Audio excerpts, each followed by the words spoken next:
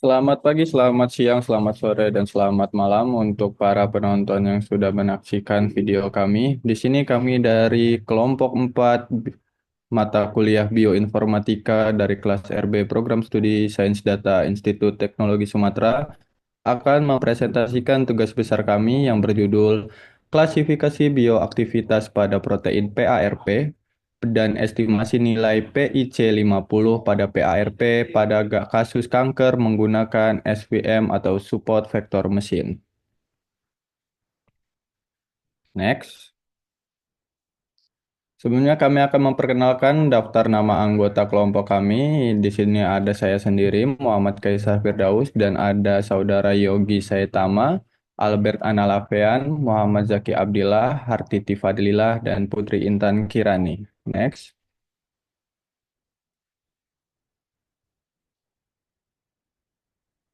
Di sini kami ada beberapa daftar pembahasan yang akan kami bahas pada presentasi kali ini. Yang pertama, apa itu PARP? Lalu klasifikasi SF, SVM, dan hasil yang kami dapatkan. Next.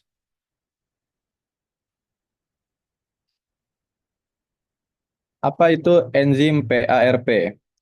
PARP atau poly-ADP ribose polymerase adalah enzim yang penting yang terlibat dalam mekanisme perbaikan DNA kita, khususnya dalam merespon kerusakan DNA yang terjadi akibat berbagai faktor, termasuk radiasi dan stres oksidatif. Enzim ini berfungsi untuk menambah rantai poli pada protein target yang kemudian berperan dalam proses perbaikan dan pemulihan sel. Next. Salah satu aspek menarik dari PARP adalah perannya dalam kanker, terutama pada jenis kanker payudara dan ovarium yang memiliki mutasi BRCA, mutasi pada gen BRCA1 dan BRCA2 yang mengurangi kemampuan sel untuk memperbaiki kerusakan DNA dan penghambatan PARP dapat memperburuk kerusakan DNA pada sel kanker yang menyebabkan kematian sel secara selektif. Selanjutnya akan dilanjutkan oleh rekan saya.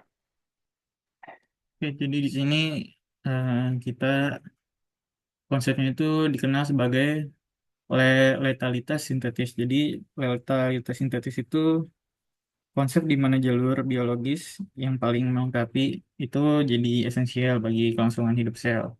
Jadi eh, yang menjadikan inhibitor PRP sebagai target utama dalam terapi kanker. Jadi pentingnya itu kita pengembangan inhibitor PRP dalam pengobatan kanker membuka peluang untuk penerapan teknologi komputasi dalam identifikasi dan pengujian calon senyawa inhibitor. Nah, salah satu metode yang efektif untuk menemukan kandidat inhibitor itu melalui pemrograman dan analisis data molekuler menggunakan teknik-teknik machine learning. Jadi di sini strategi ini memungkinkan kita terapi kanker yang lebih terarah, mengurangi kerusakan pada jaringan sehat dibandingkan dengan pendekatan kemoterapi tradisional. Terus modeling dengan support vector machine. Jadi di sini di penelitian ini mengimplementasikan pendekatan pembelajaran mesin yang komprehensif. Kita meliputi regresi SVM untuk prediksi PIC 50 dan kategorisasi bioaktivitas senyawa. SVM dipilih karena kemampuannya dalam menangani data dan data nonlinear dan performa yang baik dalam prediksi aktivitas biologis. Jadi selanjutnya itu kita ada dataset. Di dataset ini digunakan dalam penelitian ini berasal dari database CMBL yang terdiri dari tiga sumber utama, yaitu dataset satu atau Lipinski yang berisi informasi tentang molekul dan kelas aktivitasnya, dataset 2 fingerprint yang mengandung informasi vektor jari-jari molekul atau fingerprint, dan dataset 3 yang udah dikombine yang merupakan gabungan dari dataset satu dan 2 setelah dilakukan preprocessing. Jadi di dataset satu ini, Lipinski ini isinya itu kita informasi mengenai molekul termasuk fitur kimia dan fisiknya, serta klasifikasi aktivitas biologisnya. Terus di dataset 2 itu di fingerprint itu kita isinya ada representasi vektor fingerprint molekul, yaitu data biner atau data numerik yang menggambarkan keberadaan atau ketidakhadiran fitur struktural tertentu pada molekul. Terus dataset 3 itu yang combine itu kan gabungan. Jadi setelah dilakukan processing digabung. Selanjutnya penelitian oleh teman saya.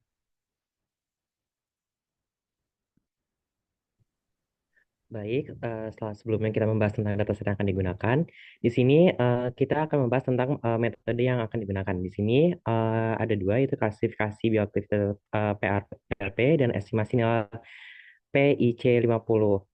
Pada klasifikasi eh, bioaktivitas PARP, di sini bioaktivitas protein PARP diklasifikasikan ke dalam dua kategori, yaitu aktif dan inaktif, di mana menggunakan algoritma SVM atau support vector machine. Di beberapa kernel SVM ini seperti kernel linear, RBF, polinomial, dan sigmoid, itu diterapkan untuk mengevaluasi performa klasifikasi bioaktivitas PREP, di mana model terbaik ditentukan dengan memanfaatkan teknik hyperparameter tuning menggunakan get/CV. Kemudian dilanjutkan dengan estimasi nilai P IC50 pada bioaktivitas PRP. Di sini metode ini bertujuan untuk memprediksi nilai PIC50 yang mempresentasikan tingkat aktivitas protein PRP terhadap liga tertentu.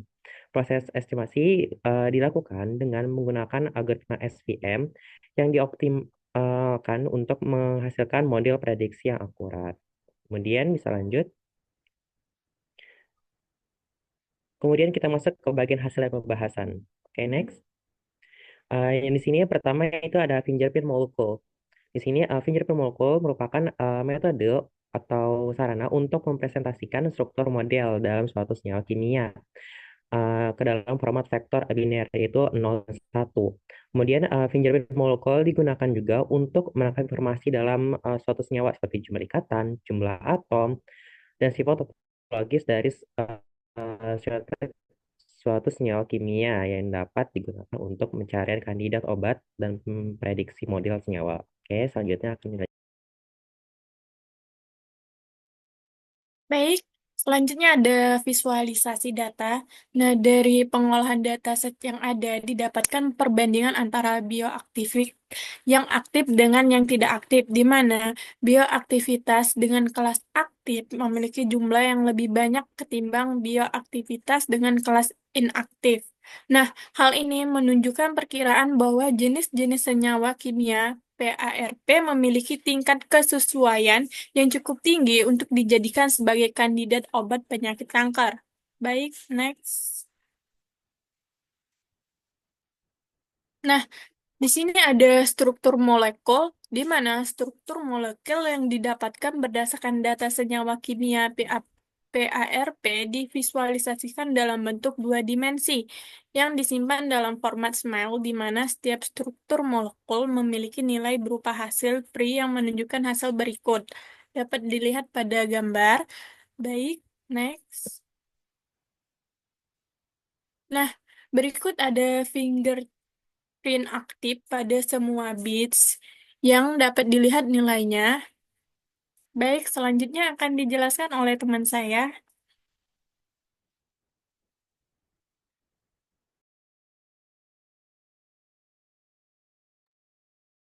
Baik, selanjutnya akan ditampilkan struktur dan koefisien nilai Tanimoto.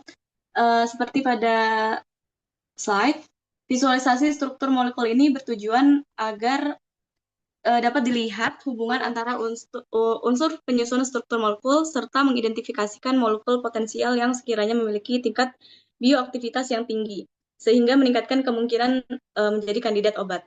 Next.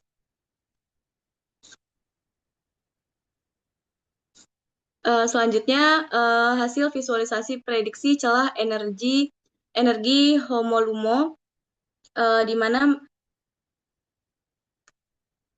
Grafik ini mengilustrasikan bahwa model prediksi celah energi Homolumo memiliki performa yang cukup baik dengan R sebesar 0,73 dengan MAE sebesar 0,45. Namun masih ada ruang untuk meningkatkan akurasi model, mengingat beberapa titik data tidak berada di dekat garis Y yang Y dan X. Next. Berikut hasil visualisasi fingerprint-nya dapat dilihat dengan skala tertinggi ini ada dari 9P FP19 sampai FP132. Selanjutnya akan dijelaskan oleh rekan saya. Oke, selanjutnya saya akan menjelaskan terkait pemodelan yang kami lakukan. Di mana pemodelan yang kami lakukan di sini ada dua, yaitu klasifikasi bioaktivitas PARP sama prediksi nilai PIC 50 pada protein PARP. Dari klasifikasi bioaktivitas PARP, di mana model dibangun menggunakan SVM, menggunakan kernel RBF, sehingga diperoleh koefisien metrik yang bisa terlihat pada layar, yang menunjukkan model dibangun memiliki akurasi yang tinggi, walaupun masih terdapat beberapa kesalahan dalam mengklasifikasikan. Dan juga bisa terlihat nilai precision, recall, dan F1 score yang sudah mendekati nilai 1 atau 100%, yang menunjukkan klasifikasi sudah dilakukan secara sangat baik. Boleh di next. Oke, selanjutnya saya akan jelaskan terkait estimasi nilai PIC 50, di mana nilai PIC 50 berguna untuk mengukur aktivitas senyawa dalam membangun sebuah obat dalam mengatasi penyakit, salah satunya kanker. Di mana dari model dibangun diperoleh nilai RMSE, MAE, dan MSE yang bisa terlihat pada layar, yang menunjukkan model sudah baik dalam melakukan estimasi. Boleh di next. Oke, dari penelitian yang kami lakukan diperoleh kesimpulan di mana PARP merupakan salah satu suatu senyawa yang berpotensi dalam sebagai obat kanker, bahkan terkhusus kanker payudara ataupun kanker ovarium. Penggunaan model support vector machine juga sangat efektif dalam membantu identifikasi molekul penyusun obat kanker. Dari penelitian ini juga diperoleh visualisasi struktur molekul senyawa PARP yang memenuhi ketentuan Lipinski rule. Serta dari model yang dibangun peneliti juga menunjukkan akurasi yang sangat tinggi dalam melakukan klasifikasi, bahkan estimasi nilai PIC 50, di mana nilai akurasi klasifikasi menunjukkan akurasi sebesar 0,954 dan nilai PIC 50 yang juga memiliki nilai error yang terbilang kecil. Dan juga nilai prediksi yang dimiliki pada nilai estimasi memiliki nilai dominan berkisar pada nilai 7. Atau secara medisnya bisa menunjukkan bahwa nilai tersebut menunjukkan nilai PIC 50 senyawa sangat efektif dalam membangun sebuah obat kanker.